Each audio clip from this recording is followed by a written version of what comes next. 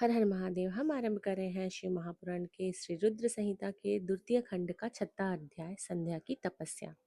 ब्रह्मा जी बोले, महाप्रज्ञ नारद, तपस्या की विधि बताकर जब वरिष्ठ जी चले गए, तब संध्या आसन लगाकर कठोर तप शुरू करने लगी। वरिष्ठ जी द्वारा बताए गए विधान एवं मंत्रों द्वारा संध्या ने भगवान शिव की आराधना करनी आरंभ कर दी। उसने अपना मन शिव भक्ति में लगा दिया और एकाग्र होकर तपस्या में मग्न हो गई। तपस्या करते करते 4 युग बीत गए। तब भगवान शिव प्रसन्न हुए और संध्या को अपने स्वरूप के दर्शन दिए, जिसका चिंतन संध्या द्वारा किया गया था। भगवान का मुख प्रसन्न था, उनके स्वरूप से शांति बरस रही थी। संध्या के मन में विचार आया कि महादेव की स्तुति कैसे करूं। इसी सोच में संध्या ने नेत्र बंद कर लिए। भगवान शिव ने संध्या के हृदय में प्रवेश कर उसे दिव्य ज्ञान दिया, साथ ही दिव्य वाणी और दिव्य दृष्टि भी प्रदान की। संध्या ने प्रसन्न मन से भगवान शिव की स्तुति की। संध्या बोली, हे निराकार परम ज्ञानी लोक सृष्टा भगवान शिव, मैं आपको नमस्कार करती हूँ, जो शांत निर्मल निर्विकार और ज्ञान के स्रोत हैं, जो प्रकाश को प्रकाशित करते हैं। उन भगवान शिव को मैं प्रणाम करती हूँ, जिसका रूप अद्वितीय, शुभ, माया रहित, प्रकाशमान, सच्चिदानंद, नित्य दमय, सत्य ऐश्वर्य से युक्त तथा लक्ष्मी और सुख देने वाला है। उन परमपिता परमेश्वर को मेरा नमस्कार है, जो सत्व प्रधान, ध्यान योग्य, आत्मस्वरूप, सारभूत, सबको पार लगाने वाला तथा परम पवित्र है। उन प्रभु को मेरा प्रणाम है। भगवान शिव, आपका स्वरूप शुद्ध मनोहर रत्नमय आभूषणों से अलंकृत एवं कपूर के समान है।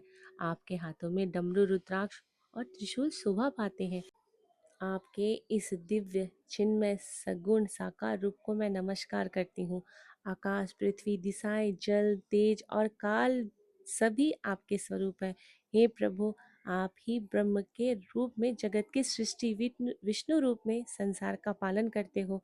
आप ही रुद्र रूप धारण कर संहार करते हो, जिनके चरणों से पृथ्वी तथा अन्य शरीर से सारी दिशाएं, सूर्य, चंद्रमा एवं अन्य देवता प्रकट हुए हैं। जिनकी नाभि से अंतरिक्ष का निर्माण हुआ है, वे ही सद ब्रह्म, परम ब्रह्म है। आपसे ही सारे जगत की उत्पत्ति हुई है, जिनके स्वरूप और गुणों का वर्णन स्वयं ब्रह्मा विष्णु भी नहीं कर सकते। भला उन त्रिलोकीनाथ भगवान शिव की स्तुति मैं कैसे करूं? मैं अज्ञानी और मूर्ख स्त्री हूँ। मैं किस तरह आपको पूजूं कि आप मुझ पर प्रसन्न हो? हे प्रभु, मैं आपको बारंबार नमस्कार करती हूँ। ब्रह्मा जी बोले, नारद, संध्या द्वारा कहे गए वचनों से भगवान शिव प्रसन्न हुए। उनकी स्तुति ने उन्हें द्रवित कर दिया। भगवान शिव बोले, हे देवी, मैं तुम्हारी तपस्या से बहुत प्रसन्न हूँ, अतः तुम्हारी जो इच्छा हो वर मांगो, तुम्हारी इच्छा मैं अवश्य पूर्ण करूंगा। भगवान शिव के ये वचन सुनकर संध्या खुशी से उन्हें बारंबार प्रणाम करती हुई बोली, हे महेश्वर, यदि आप मुझ पर प्रसन्न होकर कोई वर देना चाहते हैं और यदि मैं अपने पूर्व पापों से शुद्ध हो गई हूँ, तो हे महेश्वर, हे देवेश, आप मुझे वरदान दीजिए कि आकाश, पृथ्वी और किसी भी स्थान में रहने वाले जो भी प्राणी इस संसार में जन्म ले, वे जन्म लेते ही काम भाव से युक्त ना हो जाए। हे प्रभु, मेरे पति भी सुहृदय और मित्र के समान हो और अधिक कामी ना हो। उनके अलावा जो भी मनुष्य मुझे सकाम भाव से देखे, वह पुरुषत्वहीन अर्थात नपुंसक हो जाए। हे प्रभु, मुझे यह वरदान भी दीजिए कि मेरे समान विख्यात और परम तपस्विनी तीनों लोकों में और कोई ना हो। निष्पाप संध्या के वरदान मांगने को सुनकर भगवान शिव बोले, हे देवी संध्या, तथास्तु, तुम जो चाहती हो मैं तुम्हें प्रदान करता हूँ। प्राणियों के जीवन में अब 4 अवस्थाएं होंगी। पहली शैशव अवस्था, दूसरी कौमारी अवस्था, तीसरी यौवनस्था अवस्था और चौथी वृद्धावस्था। तीसरी अवस्था अर्थात यौन अवस्था में ही मनुष्य सकाम होगा। कहीं कहीं दूसरी अवस्था के अंत में भी प्राणी सकाम हो सकते हैं। तुम्हारी तपस्या से मैं प्रसन्न होकर मैंने ही यह मर्यादा निर्धारित की है कि तुम परम सती होगी और तुम्हारे पति के अतिरिक्त जो भी मनुष्य तुम्हें सकाम भाव से देखेगा, वह तुरंत पुरुषत्वहीन हो जाएगा। तुम्हारा पति महान तेजस्वी होगा, जो कि 7 कल्पों तक जीवित रहेगा। इस प्रकार मैंने तुम्हें तुम्हारे द्वारा मांगे गए वरदान तुम्हें प्रदान किए। अब मैं तुम्हारी प्रतिज्ञा को पूर्ण करने का साधन बताता हूँ। तुमने अग्नि में अपना शरीर त्यागने की प्रतिज्ञा की थी। मुनिवर, मेघातिथि का एक यज्ञ चल रहा है जो कि 12 वर्षों तक चलेगा। उसमें अग्नि बड़े जोर से जल रही है। तुम उस अग्नि में अपना शरीर त्याग दो।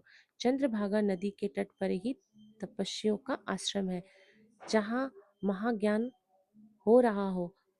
तुम उसी अग्नि से प्रकट होकर मेघातिथि की पुत्री होगी। अपने मन में जिस पुरुष की इच्छा करके तुम अब शरीर त्यागोगी, वही पुरुष तुम्हें पति के रूप में प्राप्त होगा। संध्या, जब तुम इस पर्वत पर तपस्या कर रही थी, तब त्रेता युग में प्रजापति दक्ष की बहुत सी कन्याएं हुई। उसमें से 27 कन्याओं का विवाह उन्होंने चंद्रमा से कर दिया। चंद्रमा उन सबको छोड़कर केवल रोहिणी से प्रेम करते थे। तब दक्ष ने क्रोधित होकर उन्हें श्राप दे दिया। चंद्रमा का शाप से मुक्त कराने के लिए उन्होंने चंद्रभागा नदी की तट की रचना की है। इसी उसी समय मेघातिथि यहाँ उपस्थित हुए थे। उनके समान कोई तपस्वी ना है ना होगा। उन्हीं का ज्योतिषोम नामक यज्ञ चल रहा है, यदि जिसमें अग्नि प्रज्वलित है। तुम उसी आग में अपना शरीर डालकर पवित्र हो जाओ और अपनी प्रतिज्ञा पूरी करो। प्रकार उपदेश देकर भगवान शिव अंतर ध्यान हो गए।